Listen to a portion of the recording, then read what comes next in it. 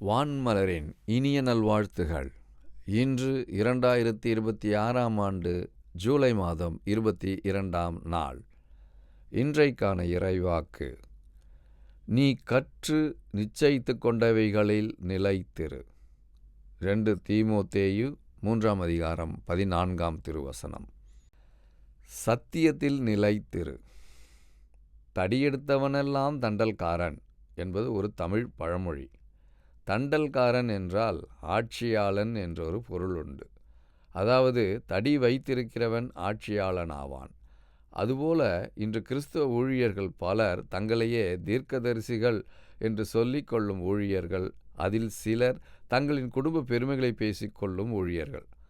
சிலர் தங்களின் சுய பெருமையை பேசி அதையும் கடவுளின் வார்த்தை என்று சொல்லுகிறார்கள். கடவுளின் சத்தியத்தை சொல்ல மறந்து விடுகிறார்கள்.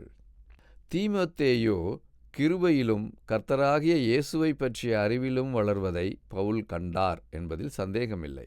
ஆனால் அவர் பிரியும் நேரம் நெருங்க நெருங்க பவுல் தனது இளம் சக ஊழியருக்கு எழுத தூண்டப்பட்டார்.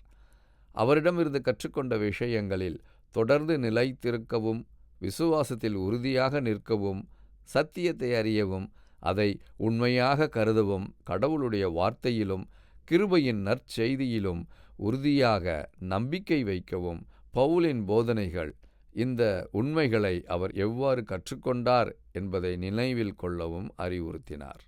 தியானப் பகுதியிலும் சொல்லுகிற வார்த்தையும் இதுதான்: எனக்கு ஆலோசனை தந்த கர்த்தரை துதிப்பேன். நான் சிந்திக்கிற சிந்தனை, பேசுகின்ற பேச்சுக்கள் எல்லாவற்றையும் கடவுள் எனக்கு கொடுத்திருக்கிற ஒரு பெரிய பொக்கிஷம். கடவுளின் வார்த்தையை கேட்டு இந்த பூமியில் நான் வாழ்கின்ற பொழுது உண்மையாகவும் நேர்மையாகவும் வாழ வேண்டும். நான் திரும்ப பாவம் செய்யும் பொழுது என் உள்ளத்திலிருந்து உணர்த்தும். இயேசு கிறிஸ்து நம்முடைய பாவங்களை சுமந்து தீர்த்தவர். இனி யாரும் பாவம் செய்யாதபடி நம்மை கடவுளின் வார்த்தையினால் பரிசுத்தப்படுத்துகிறார். கர்த்தர் தரும் ஆலோசனையின்படி இந்த உலகத்தில் உண்மையுள்ளவர்களாக வாழ கிறிஸ்துவின் வழியாய் கடவுள் நம்மை அழைக்கிறார். ஜெபிப்போம். அன்பின் நல்ல கடவுளே, உமது கிருபையில் வளரவும் உம்முடைய சத்தியத்தில் நிலைத்திருக்கவும் உதவி செய்தருளும்.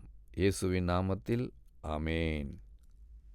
இன்றைக்கான கேள்வி: இந்த பூமியில் நான் வாழ்கின்ற பொழுது எப்படி வாழ வேண்டும்? இந்த பூமியில் நான் வாழ்கின்ற பொழுது எப்படி வாழ வேண்டும்? கேள்விக்கான பதிலை கீழ்க்கண்ட எண்ணுக்கு SMS அல்லது வாட்ஸ்அப்பில் அனுப்பவும். 9841809796.